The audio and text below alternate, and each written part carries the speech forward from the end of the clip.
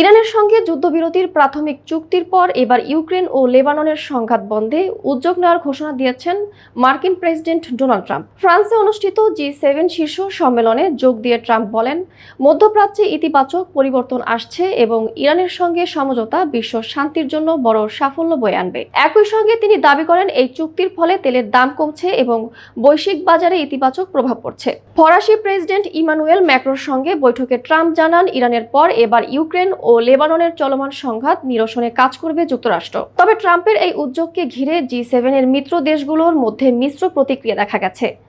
ইরানের সঙ্গে সমঝোতাকে স্বাগত জানালেও ইউরোপীয় নেতারা ফ্রান্সের ওপর যুক্তরাষ্ট্রের নতুন শুল্ক নীতি, ন্যাটো নিয়ে প্রশ্ন এবং সাম্প্রতিক কূটনৈতিক অবস্থান নিয়ে উদ্বেগ প্রকাশ করেছেন। বিশ্লেষকদের মতে, ইরান ইস্যুতে সমঝোতা ট্রাম্পের জন্য কূটনৈতিক সাফল্য হলেও ইউক্রেন ও লেবাননের সংঘাত নিরসন হবে তার জন্য বড় চ্যালেঞ্জ।